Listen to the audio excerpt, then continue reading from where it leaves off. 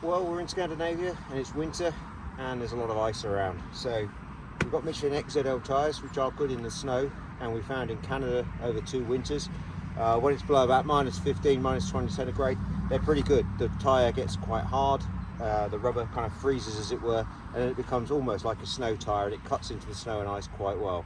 But in warmer weather, the softer compound means it doesn't bite into the ice quite as well as you'd like. And so I'm looking at fitting ice spikes. Scandinavia, these are still legal. Snow tyres on cars are supposed to be the 3 peaks, but there's a dispensation for professional off-road tyres which have a mud and snow rating. That means that they can be used, because on the military vehicles and also on the daily 4x4 with a 3,700 kilo rear axle, there's nothing else in this size that can be used in winter. So what is a tyre spike? These are the little ones I'm using. They're quite small. As you can see, they've got quite a big helix which cuts into the rubber, and then there's a little spike on the end.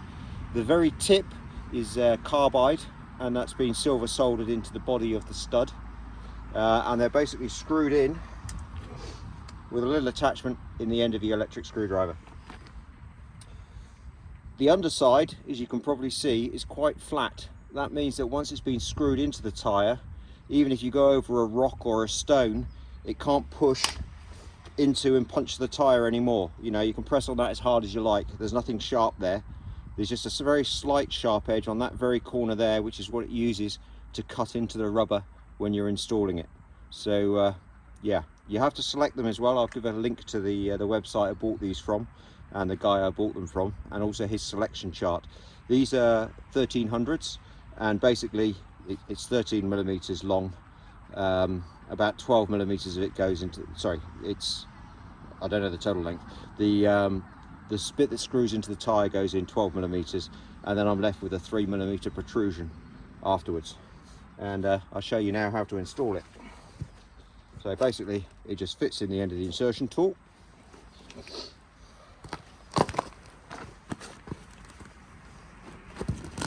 You then press it firmly into the rubber, nice and slowly. You keep going in until the body is level with the top of the tyre, and that's it. So into the tool, into the blocker rudder, push in quite hard. Don't want to go too fast, go at a reasonably slow pace until you get flush with the end.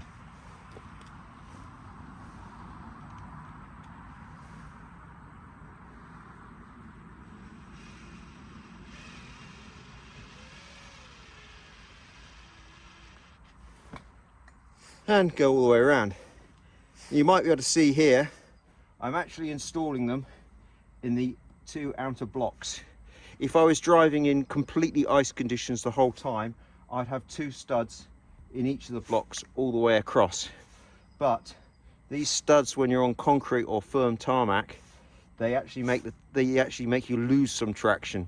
So when you're in mixed conditions where you're driving in some cleared roads and some icy roads, it's better to have the 2 outside edges with the spikes and the 2 inner blocks clear. That way the inner blocks give you the grip on a clear road, and the outer blocks give you the grip on the ice. Michelin, I contacted them to ask them what the tread pattern was, or the stud pattern should be for these tyres. They don't actually have a bespoke stud pattern for the XZL in the 255 100R16, but they sent me the information for the larger tyres, and basically it's this pattern. It's 2 blocks, one at this end of the block, 2 studs, one at this end of the block, one at that end of the block. And then if you wanted to do the middle ones, again, it's a similar here and here. I'll put a link up in the top corner of the video so you can see that. And that's basically it. When you're finished at the end of the season, you just unscrew them. There's a small hole that's left where the stud was, but that's not a problem for these tyres. And then you can save the studs for wanting to use them again in the future, next winter or whatever. That's basically it. Ice spikes on an XZL.